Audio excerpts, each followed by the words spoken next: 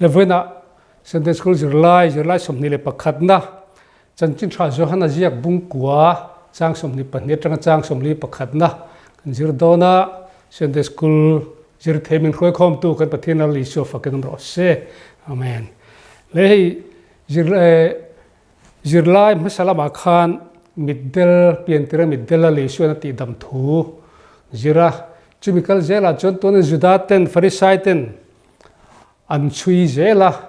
chung laya chon voinia hian ai kan zirlai mun thuma kan thena pakhatna chuan zirlai middel ti var sak nu le pa le middel tele ti var sak le farisaiten biakna hakha bungkua chang somni le patni tanga chang som thum le pali inkar ne ti chuan chang som thum panga tanga chang som thum le pariat inkar khan lali shuale middel ti var saka in biakna ti chuan chang som thum le pakua tanga chang som li pakhat kha lali shuale ajuda te farisai tin biakna in chuan kan thena ti chuan juda te hianin lali shokha minan rin nan du lova misual an chiara mi thalo an chiara chu wan chuan lali shot tan tu te kha biakina in khom nan nongang in khom na an nong turani ti in thuan lo pa sha chu wan chuan middel lali shota ti var sak pokha anu le pa ten han jok pan anu le pa te pon kha tu khan lo khiat ve wangin fing takidan changa hei chu kan fa hi pian ter tanga middel ni ngai ni ti chu kan chianga maro chu ati var sak dan le ati var tu hi kan khiar pui lo ve ama patling ni ve to lom ama in seng miang ti in an changa ti chuan juda ti chuan middel ti var sak chu an ko non le ta ti chuan helai hian in biak dan te kan zirdon ani ti chuan zirlai masalam kan seitak tu kan seitak ang khan eng middel ti var sakhi an kova ta chuan ani chuan lalish pathian fakro khami khajong mi shualani antia chumian tia chu amit ti var saktura le sho khami shualani chun pathian fakro antia ma se heta middel ati var sakahian mi shual ani le mi tha ani ka khelo ma se ka khiat chen chu tun ma in kamit adela ma se tu na chuan kamu thei ta ti chiang takin ka khriani ti na changani ta chuan helai he poimo khop ma helai kan han jir chu ta na poimo chu kan jir chu khan lali shua hian thil tha ti in mi te ta na arong bol na hian ati sale tharau dam na pe ma se harshana tam tak beina atokani ti kha kan jir chu helai hian lo langani ti chuan farisai te chuan ani le ani chot engtin nge ibit chu alo ti vara engtin nge ati tina han zon lea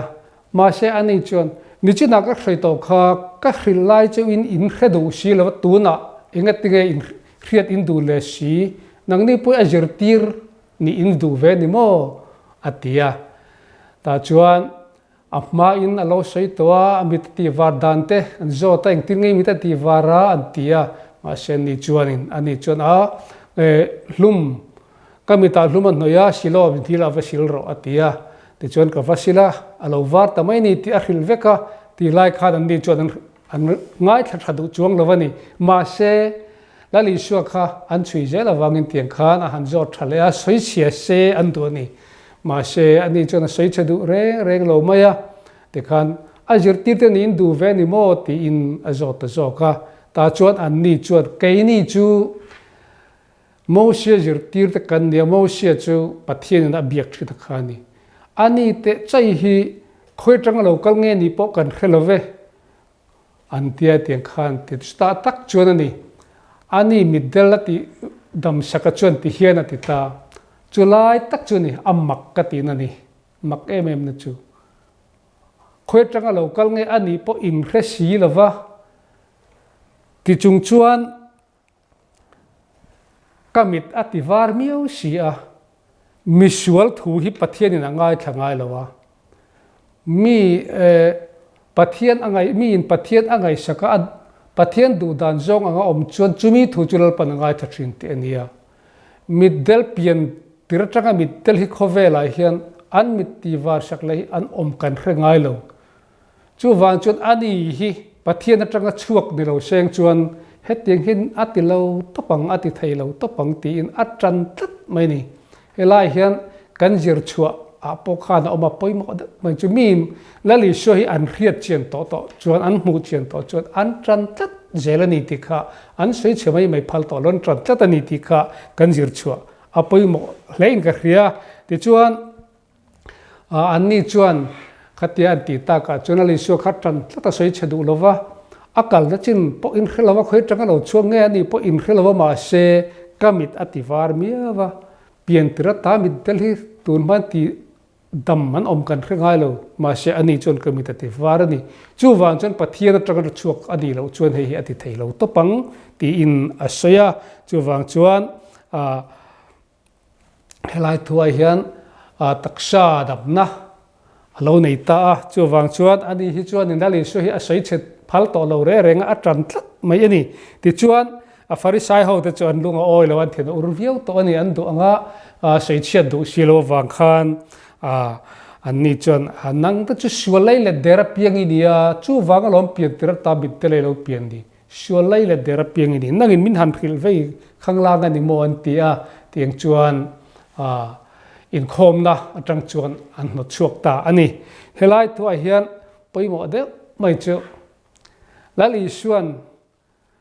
kan hne na khovela rong aron bola thil tha aron tia damna taksa le tharau damna nei tu chale Jesu Krista ania chu wang chuan taksa le tharau damna aron tho chuala ya hian mitam takai kani inti pathian ngai sak inti te khat an ngai theilo farisai te khat ngai theilo ma selal isu mu tak tak tu le pu chiang tu le ama a khatu te kha chuan an phat san thei to tlat lawani chu wang chuan he mi dilati dam po hi lal isu a soi chedu silawa a phat san du tlat lo awangin in khom na tang chuan an no chuak le ta ani chu amar chu he ka han zir zelang helai thu helai ya hian thil kan zir chuat tur pakhat omle oma chu lal isu hian ama ring tu te hi ama rin na ngat tu te atha tham ngai lo ti kha chiang takin tuna kan han seile tur henomani chang som thum panga chang som thum pariata khan lal isuat ama kha middel ati dam saka kha an to chuak ani te an riat khan ajong chuak le ngat a chuta chuan a beta a ta chuan pathian fa pairingem atia ani chuan kapu ani chu tunge ni karin theinan atia lal isuat chuan tuna poi mu to rengalom a betu chehi keima hi kani atia ta chuan kapu karinge atia chibai buk ta ni chu lali suan helaya hian ama chibai abuk da hian ti hian lali suan hian a shaitani ro rel turin he khovela hian kalo local kani middel ten midvarna alo ne da turat le midvarte mid alo del na turata na local kani atia chulai thua sai che chuan midvarte mid del na tura hanti la ta kha farisai te abula lo om te nan lo revea ta chuan chu keini po middel min tia lo ti in an chua chal ngalani ta chu di shu dan hne na middel in ni chuan sual in nei lovanga nima selak ka muwe in ka mu theye in tia tu chuan tuna ka mu thei in ti sia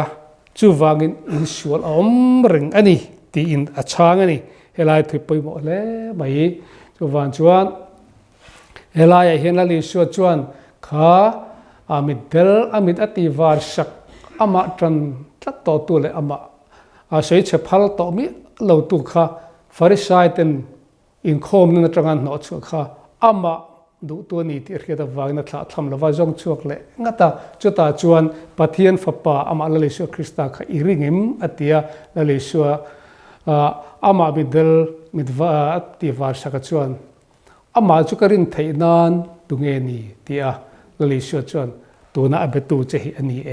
ate khan karinge ate chu bayabuk ta ani chu wan chuan lali shu hian ama ring tu ama du tak tak tu te hi a thla thlam ngai lawani ti hi kan zir chu jinga pokhan atel ani ti chuan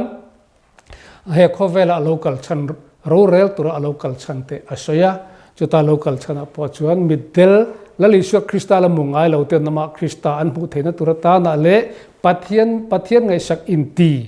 midwar inti te an mitalo del tura ta na local di thu an sei khan farisai ten chu ke ni po middel min ti elo an hantia ani lali swa khan hetilai hian middel midwar ate hi taksha middel na le midwar na lam lo tharau midwar ti lamani asei tum zo ka chu wang chuan khang farisai te pokhan nang ni chu muthei in tia ka muthei in ti na chi akha ani kan muthei in tia chu wangin in sual la omani ati mia maya chu wang chuan farisai chu middel ni an du lo ma se muthei anin tia ma se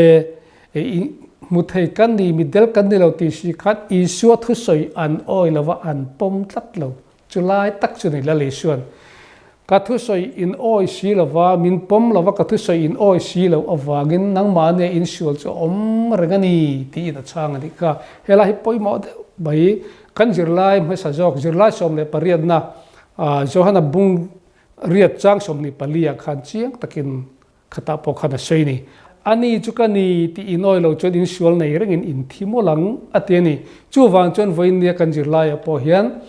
muthei intima sela an tharau mit adela lali sho thu soi an oi lo tlat awang khan sual nei rengin an omani chung mi te chu mitwar in ti te khang kha an mit alo del theina tu alo del na tur zo ka ta na khamia kha lali sho krista he khovel ro rel tur alo kal chan zo ania mitwar in ti velo te tharau mitwar in ti velo te khatiang ho te tharau mit del te na krista an lo mu theina tur ta na lali sho krista he khovel alo kalani ti lali shuan khalai a sei fe na kha ani kha kan jir lai lang pu ni a ti chuan hei a zo da te om vea zo na hi panga oma kan jir lai a ka han jir chu ta na po khan ka han sei tak te kha isua na rong bona hin do dal na tok na sa hle ani ti te isu hi mu chiek tu tak ten an tran tlat to thin ti te tharau le taksa damna fam kim nei tu chu isu ani ti te ama du tak tu te chu isu na thla thang ngai lo ti te isu khriat lo na hi tharau lam mit del na ani hi hang kha kan jir chu te ani ta ani ti chuan isu kha krista ani ti tran tu te kha juda ten engtin nge an vau kha zo na pakhat na adia in khom na adom vet phalo in khom na an nongang an te ni tin juda te kha tu jir tir na nge tu jir tir nge ne in soi kha tia mosia jir tir na ni mosia jir tir te ani te ni juda te khan middel kha engwanga middel ange an ngai asual wang middel an ngai ani engwain nge juda ten middel kha an no chua isua sei chadu lova atran tlat awangin ni tinla li suan ro rel tur khovela alo kal chan a soi kha enge ni ya middel te an mit alo wara midwar an mit alo del na turin nia pathian mungai lo middel ten kristan lo mua pathian ngai sak inti midwar ten an mu thelo na tura ro rel tur khovela lo kal ani kha chana ni khang jong kha kan zir lai ni zir tu jong te nalpan kan zain malmin so se amen